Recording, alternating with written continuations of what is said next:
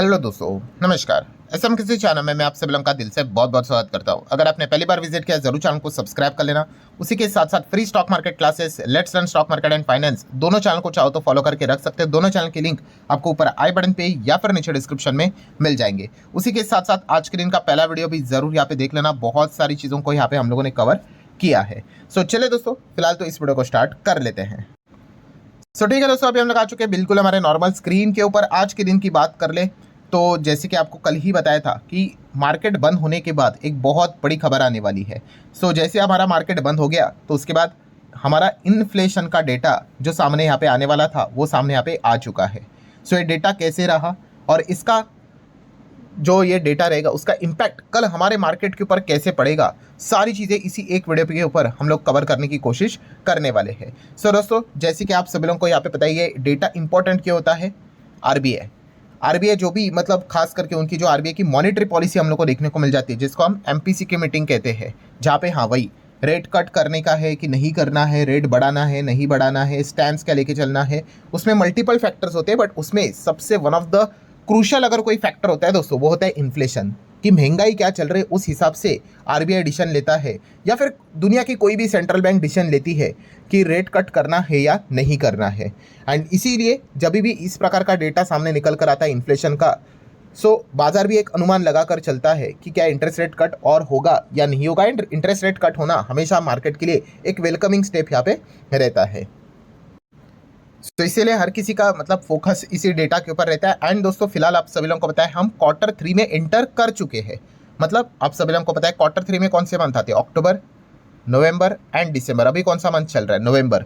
कौन सा खत्म हो चुका है, यस अक्टूबर मंथ यहाँ पे खत्म हो चुका है। सो जो मंथ खत्म होगा उसी का डेटा आएगा। अक्टूबर का डेटा नवंबर में आता है, नवंबर खत्म होगा उसका डेटा दिसंबर में, एंड दिसंबर जब खत्म होगा तो उसका डेटा जनवरी में। सो अक्टूबर मंथ का डेटा हमारे सामने आते हुए देखने को यहाँ पे मिल चुका है। सो आप देख सकते हैं दोस्तों, इसके पहले जितना भी इन्फ्लेशन का जो है डेटा था, ठीक है, ये वाला कॉलम हटा देना, ठीक है, ये अनुमान था और ये एक्चुअल आया। पहले आप देख सकते हैं जून की अगर बात कर ले तो 3% का अनुमान था, 2.8 आया, मतलब अच्छा आया। 2.5 का अनुमान था, 2.10 अच्छा आया। 1.76 1.55 चलो अच्छा आया। 2.10 2.07 अच्छा आया। 1.70 1.54 अच्छा आया। मतलब क्या, इन्फ्लेशन जितना नीचे जाता है उतना अच्छा यहाँ पे रहता है। हालांकि हमेशा मैंने आप लोगों को एक चीज़ सिखाई है, कौन सी, कि यस आरबीआई का एक लिमिट होता है कि 6 के ऊपर इन्फ्लेशन अगर चला गया, वेरी बैड, बहुत खराब स्थिति है। 6 के ऊपर चला गया तो 6% एंड प्लस, एंड अगर 2% के नीचे भी अगर चला गया इन्फ्लेशन तो भी बहुत खराब बात होती है, ठीक है। और ऐसी बात नहीं कि एक बार चला गया मतलब चलो बैंड ही बज गए, नहीं। अगर निरंतर कंसिस्टेंटली अगर 6 के ऊपर चला गया, मान लो 7, 7.5, 6.5, तो खराब बात है। सिमिलर वे 2 के नीचे भी अगर निरंतर आते रहा तो भी वो खराब बात रहती है। सो हमेशा इन्फ्लेशन कौन से दायरे में होना चाहिए, 2 से लेके 6 के बीच में होना चाहिए हमेशा। यूजुअली मिडल वे कौन सा बोला जाता है, 4 के आसपास रहेगा ना तो अच्छा रहेगा। सो फिलहाल आप देख सकते हैं इन्फ्लेशन 6 के ऊपर तो है नहीं, तो ये अच्छी बात है। बट बीच बीच में आप देख सकते हैं हाँ ये 2 के नीचे जाते हुए देखने को मिल रहा है। सो ये भी अच्छी बात नहीं है, ठीक है।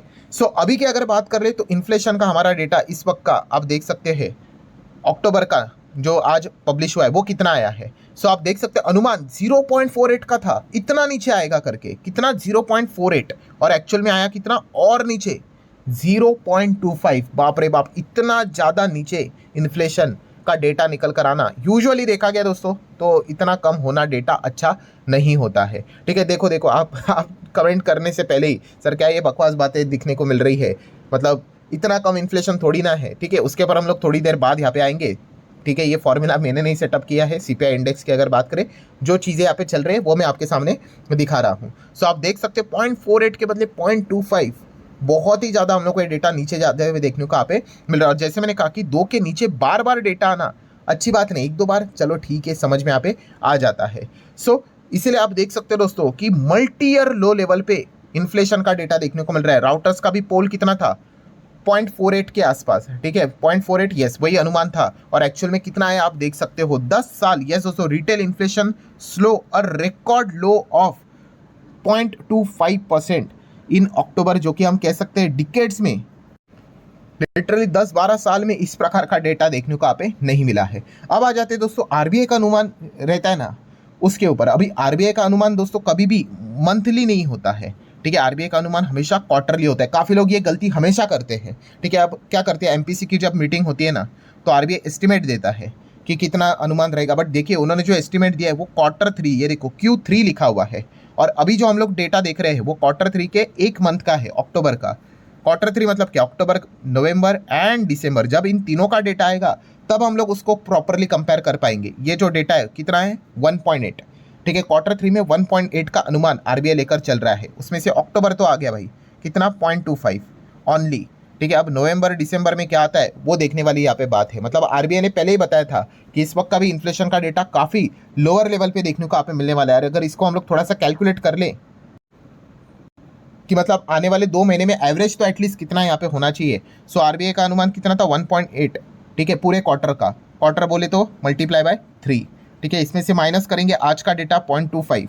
ठीक है, एंड नवंबर दिसंबर का आया नहीं है, तो जैसे कि आपको पता है मैथ्स तो आपने की होगी, x + x बोला जाता है तो 2x। सो 2x को हम लोग क्या करेंगे, यहाँ पे नीचे डिनोमिनेटर में मतलब डिवाइड बाय 2 करेंगे। सो आप देख सकते हैं नवंबर एंड दिसंबर में 2.575 ऐसे दोनों मंथ में डेटा अगर आएगा तो आरबीआई का जो अनुमान है 1.8 उसको वो मीट कर पाएंगे।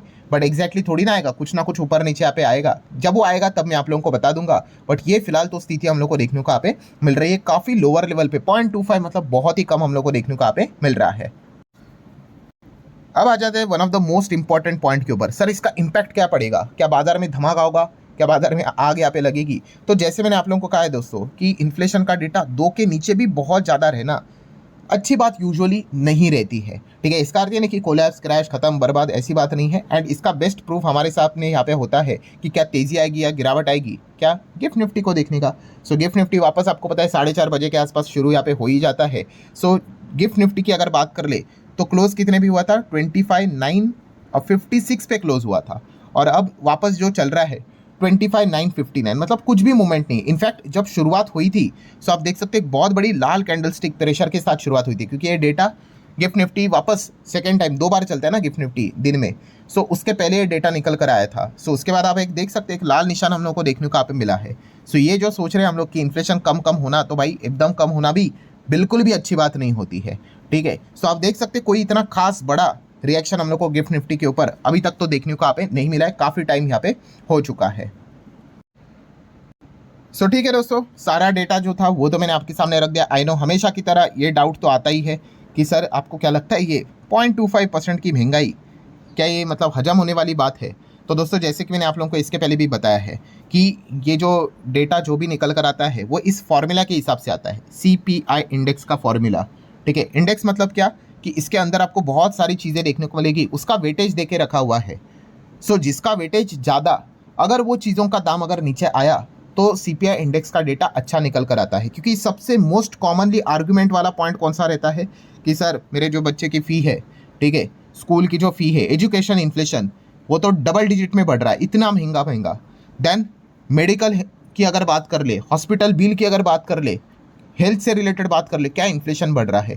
ये हमेशा सबसे ज़्यादा आर्गुमेंट यहाँ पे की जाती है। बट मैंने आप लोगों को क्या बताया कि ये जो CPI का जो ये फॉर्मूला बनाया हुआ है वहाँ पे एजुकेशन एंड हेल्थ का जो परसेंटेज वेटेज है वो काफ़ी कम है। ठीक है, एंड इसीलिए वो काफ़ी कम है, वो कितना भी बढ़े ओवरऑल CPI का डेटा को वो इम्पैक्ट नहीं डलवाता है। सो ओवरऑल CPI के जो डेटा निकल कर आता है उसके ऊपर इम्पैक्ट तभी आएगा जब फूड एंड बेवरेजेस की बात कर ले, मतलब खाने पीने के सामान अगर बहुत ज़्यादा महंगे अगर हो गए, ठीक है, तो जाके वो CPI का डेटा काफ़ी ऊपर आता है। और सबसे मोस्ट प्रायोरिटी इसी चीज़ के ऊपर यहाँ पे दी जाती है। जैसे कि अगर मैं आप लोगों को ये डेटा दिखा दूँ अभी, तो आप यहाँ पे देख सकते हैं, थोड़ा सा यहाँ पे हम लोग इसके ऊपर आ जाते हैं। ठीक है, ये देखो सरकार की ही वेबसाइट को यहाँ पे मैंने ओपन किया आपके सामने। तो इसके ऊपर अगर मैं क्लिक करूँगा CPI बास्केट का ही वेटेज आपको देखने को मिलेगा। थोड़ा टाइम लेता है ये लोड होने के लिए। चलो हो गया। सो आप यहाँ पे देख रहे हो दोस्तों, ये जो नीला रंग आपको देखने को मिल रहा है, ये नीला रंग देखिए, ऑलमोस्ट 50%। ये 50% वेटेज किसका है, देखो क्या लिखा हुआ है। सो आप इजीली यहाँ पे रीड कर सकते हो। यहाँ पे लिखा हुआ है फूड एंड बेवरेजेस, F&B, खाने पीने की चीज़ें। ठीक है, और उससे रिलेटेड वेटेज भी देखे रखा हुआ है। उसमें भी सबसे ज़्यादा वेटेज किसका है, सीरियल्स मतलब अनाज। देन आप देख सकते हैं मिल्क प्रोडक्ट आपको देखने को मिलेगा। ठीक है, मैं इसके ऊपर अगर क्लिक कर लूँ, सीरियल्स एंड अनाज के लिए वेटेज देखिए कितना है, यहाँ पे आप चेक कर सकते हैं 9.67। देन मिल्क एंड प्रोडक्ट की बात कर ले तो 6.67। ठीक है, मतलब जो वेटेज यहाँ पे रहेगा दोस्तों, ठीक है, उस हिसाब से चीज़ें चलती है। देन अगर नेक्स्ट अगर देखेंगे वेजिटेबल, तो उसके लिए 6% का वेटेज देखिए यहाँ पे रखा हुआ है, एंड सो ऑन। आपको ऐसे अलग अलग चीज़ें देखने को यहाँ पे मिल जाएगी। देन अगर आप लोग यहाँ पे चेक कर रहे हो कि एजुकेशन, ठीक है, तो ये देखो एजुकेशन हेल्थ यहाँ पे आपको मिलेगा। एजुकेशन का वेटेज देखो कितना है, 4.46 ओनली, ठीक है। एंड यहाँ पे हेल्थ की अगर बात कर ले तो हेल्थ का वेटेज कितना है, 5.89। सो बस यहाँ पे 4 point something something 5 point something something देखने को मिल रहा है, तो वेटेज काफ़ी कम है। बट F&B की बात कर ले, फूड एंड बेवरेजेस, इसका जो वेटेज है नियर बाय 50 के आसपास देखने को मिल रहा है, ठीक है। तो इसीलिए अगर फूड एंड बेवरेजेस, अगर आप यहाँ पे अभी मल्टीपल आर्टिकल्स अगर आप गो थ्रू स्टडी करने की कोशिश करोगे, आपको यही मिलेगा कि इन्फ्लेशन का डेटा नीचे आया है बिकॉज यहाँ पे फूड एंड बेवरेजेस सेगमेंट, खाने पीने की चीज़ें काफ़ी नीचे यहाँ पे आई है, एंड इसलिए ओवरऑल इन्फ्लेशन भी हमारा नीचे आते हुए देखने को मिल जाता है, ठीक है। हाउसिंग की अगर बात कर ले, देखो हाउसिंग से रिलेटेड वेटेज कितना बताया है, सो 10% का वेटेज यहाँ पे दिया हुआ है। तो ऐसे अलग अलग वेटेज हमें देखने को यहाँ पे मिल जाते हैं। फ्यूल्स एंड लाइट्स की अगर बात कर ले, कपड़ों की अगर बात कर ले, ये देखो ये सारा डेटा आपको इनके वेबसाइट के ऊपर पढ़ने को मिल जाएगा। सो ठीक है दोस्तों, जितने भी बातें थी इंपॉर्टेंट चीज़ें वो सारी मैंने आप लोगों के सामने यहाँ पे रखी हुई है। वीडियो हेल्पफुल लगा होगा, चाहो तो लाइक एंड शेयर कर सकते हो। मिलते हैं नेक्स्ट वीडियो में, तब तक के लिए बाय बाय।